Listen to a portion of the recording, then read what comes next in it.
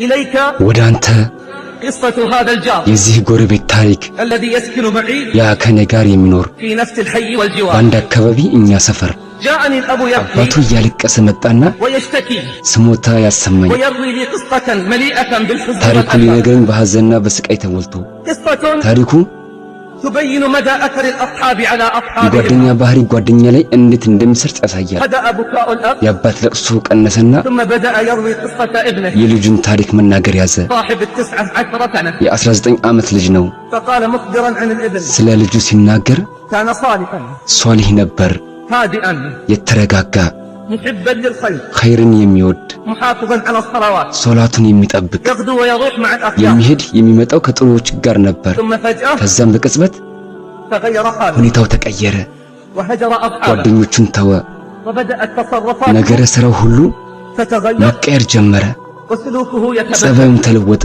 أصبح እያደር كثير السهر ብዙ የሚያመሽ والتأخر ليلا ሌሊት የሚያነጋ أصبح ينام عن ሶላት الصلاة እየተሰገደ መተኛት ጀመረ ويغيب عن المدرسة ከትምህርት ቤት مرات መቅረት በተደጋጋሚ بدأ يكذب መዋሸት ጀመረ ويتعلم فنون الكذب የውሸት ጥበብንም ተማረ أخذ يحتال على إخوته ወንድሞችን ማታለል ያዘ وعلى أمه እናቱንም حتى يحصل على ገንዘብ المال ለማግኘት ሲል بأي طريقة وكان በየትኛውም አጋጣሚና መንገድ رائحة الدخان የሲጋራ ሽታ መሽተት ጀመረ ከሱ كلما دخل إلى الدار ወደ ቤት በገባ ቁጥር بعد أن كانت تفرح منه ያኔ እንዳልነበረ رائحة المسك والأعطار ሽቶና ሚስክ እንዳልሸተተ تغير ابني وبسرعة ልጄ ተቀየረ በፍጥነት فاكتشفت ተመለከትኩ أنه أصبح እሱ እያደር يتعاطى المخدرات አደንዛዥ እጽ መውሰድ ጀምሯል ويشرب المسكرات የሚያሰክርም ይጠጣል كل هذا حدث في فترة ይህ قصيرة ሁሉ የተፈጸመው በአጭር ጊዜ ውስጥ ነበር هذا ይህ እንግዲህ يبين أثر الأشرار የሸረኞችን ተጽዕኖ ያመለክታል كالنار في الهشيم ልክ እንደ ሰደድ እሳት تحرق كل شيء وبسرعة በአጭር ጊዜ ውስጥ ሁሉ እንደሚያቃጥል أخذ الأبوة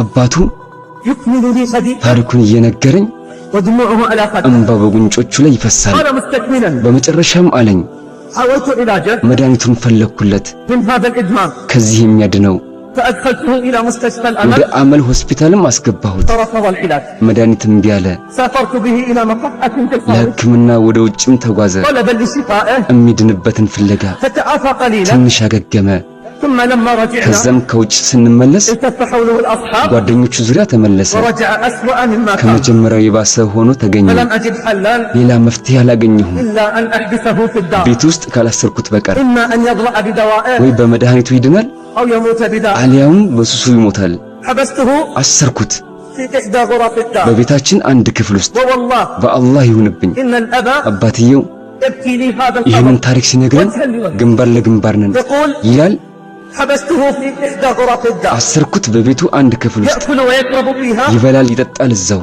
ويقضي حاجته أعزكم الله ሁኔታውንም ይከውናል أنا الذي أدخل عليه بطعامه እኔም وشرابه ነበርኩ ምግብና መጠጥ የማስገባለት ولقد أوصيت جميع أهله ለመላው ቤተሰብ አስጠንቅቄያለሁ لا تفتحوا عليه الباب በሩን እንዳትከፍቱለት في أي ظرف በየትኛውም ምክንያት أو أي حال በየትኛውም ሁኔታ مهما شكا مهما ምን بكى ቢያማር ምን ቢያለቅስ لا تفتحوا الباب أبدا በፍጹም በሩ እንዳይከፈት كنت ነበርኩ أسمع صياحه وبكاءه ጩኸትና ለቅሶን የምሰማው وقلبي يتقطع ልቤ ألما ክፉኛ እየተጎዳ ولكني أريد له الشفاء من هذا ነገር الوباء ግን እኔ መዳኑን እፈልጋለሁ الذي ابتلي به ከገባበት ሱስ بسبب أولئك الأشرار ከነዚህ ሸረኛዎች ጋር ተለያይቶ حتى جاء يوم ከዕለታት በአንዱ ቀን من عملي ከስራ ወጣሁ بعد العصر ከዐስር በኋላ فوجدت باب الغرفة مفتوحا የክፍሉ በር ክፍት ሆኖ አገኘሁት وهو غير موجود እሱ አልነበረም فقلت አልኩኝ أين فلان እገሌ ይታል وما فتح له الباب ማን ነው በሩን የከፈተለት قالوا አሉኝ جاءت جدته አያቱ መጣች للزيارة ለዚያራ فلما سمع صوتها ድምጿን በሰማ ጊዜ أخذ يصيح ويبكي ويناديها መጮህ ማልቀስ መጣራት ጀመረ جدة አያቴ لقد ይኸው آذوني አስቸገሩኝ جدة አያቴ لقد ظلموني ይኸው በደሉኝ جدة أنا تبت አያቴ እኔ ተጸጽቻለሁ وأقلعت ርቄያለሁ أما آن الأوان أن يطلقوا سراحي ከዚህ በኋላ አይለመደኝም ولا زال አልተወም يكرر عليها عبارات الاستعطاف አሳዛኝ ቃላቶችን ለአያቱ መደጋገም ففتحت له الجدة المسكين الباب ምስኪኗ አያቱ በሩን ከፈተችለት وكان ታዲያ ያኔ أصحابه الأشرار ሸረኛ ጓደኞቹ يقومون حول البيت في تلك اللحظات በቤቱ ዙሪያ ይሽከረከሩ ነበረ بسياراتهم በመኪናቸው ويطلقون ምልክትን إشارات النداء له ክላስ ያደርጉለት ነበረ። فلما سمع بهم ይህም በሰማ ጊዜ خرج إليه ወደ እነሱ ወጣ። يقول الأب አባት ይላል፣ ولا زالت دموعه متساقطة እንባው አሁንም ይፈሳል። خرجت ወጣሁ بحثا عنه في كل مكان ፍለጋ በሁሉም ቦታ ولم أجد له أثرا ኮቴው እንኳ ማግኘት አልቻልኩም። تغيب عن الدار በወጣበት አልተመለሰም። 3 ليال 3 ቀናት ولم يبقى جسر ولا مكان إلا بحثت እሱን عنه ፍለጋ የሄድኩበት ጉድጓድም አልቀረኝም። فلم أعثر عليه ولا على أصحابه እሱንም ሆነ ጓደኞቹን ላገኝ አልቻልኩም። فوكلت أمري وأمره إلى الله ጉዳይንና ጉዳዩን ለአላህ ትቼ وكأن شعورا في داخلي يقول لي የሆነ ስሜት መጥቶ ውስጤን ይለኛል፣ أنه لن يرجع እሱ አይመለስም። بعد 3 أيام ከ3 ቀናት በኋላ وفي ساعة متأخرة من الليل በረፋድ የምሽት ሰዓት ላይ إذا بطارق يطرق الباب አንድ አንኳኪ በሬን ያንኳኳል። فقلت አልኩኝ፣ اللهم አላህ ሆይ إني أعوذ بك من طوارق الليل እኔ والنهار ባንተ እጠበቃለሁ ከሌትና ቀን አንኳኪ لا طارق يطرق بخير በኸይር ከሚያንኳኩ በቀር። فتحت الباب በሩን ከፈትኩ። فإذا بسيارة الشرطة የፖሊስ መኪና ነው። فسألوني أنت فلان ጠይቁኝ፣ እገሌ ነህ ብለው نعم አዋልኳቸው።